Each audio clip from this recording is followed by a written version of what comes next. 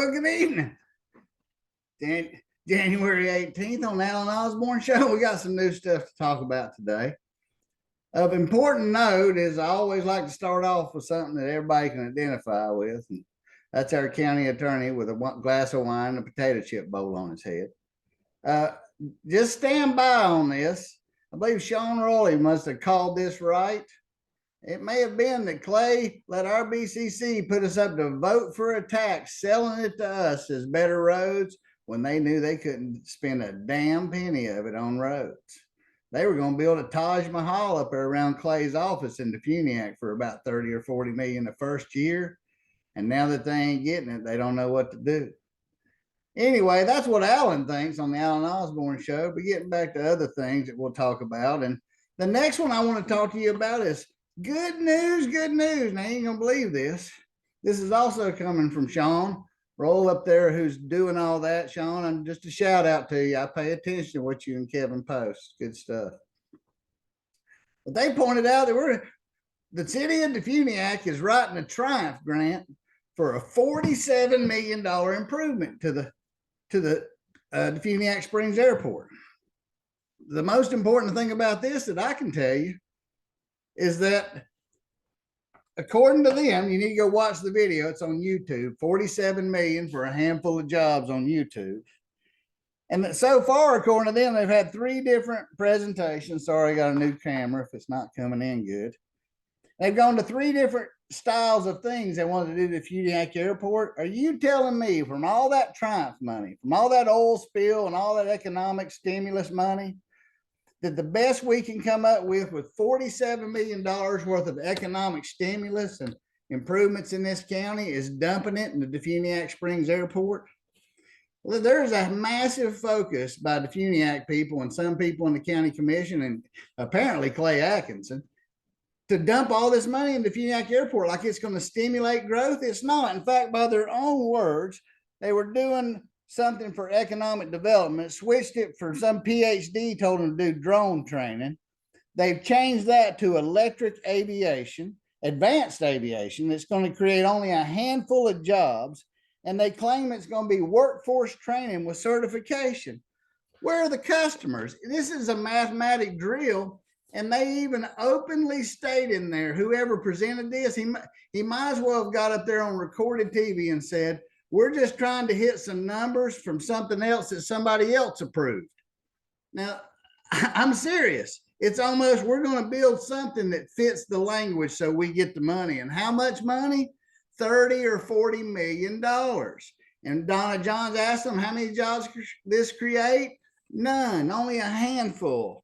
Now, who buys off? The guy that presented it was Tim Parsons. Tim, are any of you guys pilots? Listen, Defuniak Springs Airport, having flown in this area, drone training is going to have to be coordinated with Eglin Range. Have y'all done that? Or are you just saying you're going to do it?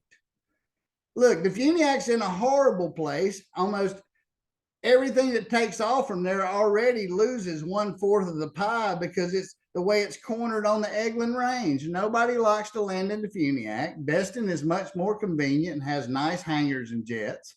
And nobody wants to drive from Defuniak an hour to the bay when Panama City's closer, Destin's closer, and there's no economic people riding in on private jets to visit Defuniak. That's just preposterous.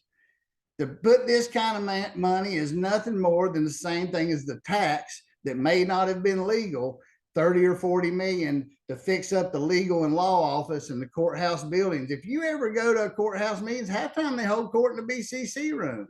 But those courtrooms are nice and there's plenty of room for most people who attend. We don't need a Taj Mahal courthouse. We need infrastructure.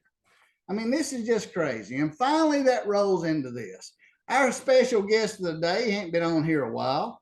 I want to make this guy, hey, it's the superintendent dropping in. Look, he's being fair. Well, here's a fair question for you, Russell. Recently, if you guys didn't know it, our school superintendent's part of the Economic Development Alliance. Boy, I wish he was the alliance of going up as the superintendent and asking the BCC as they violate all the comp plans and put more and more density in places where the hell these kids are going to go to school. But Russell doesn't answer questions like this. So here's a question for you, Russell.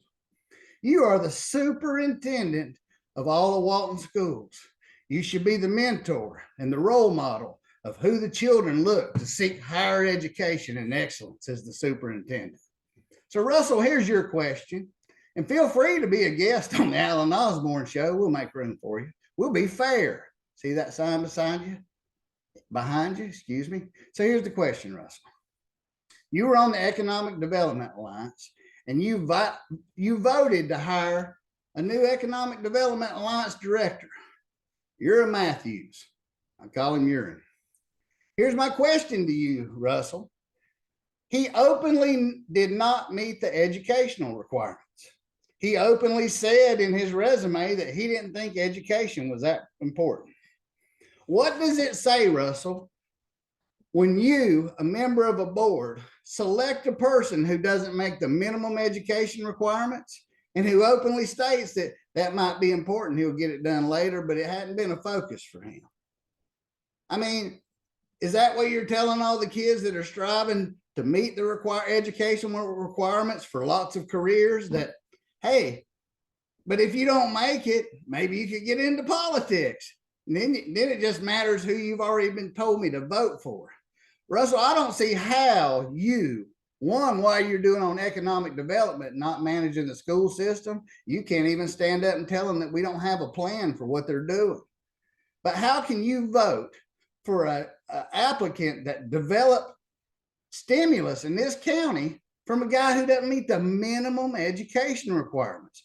So the superintendent voted to hire somebody who didn't meet the educational requirements.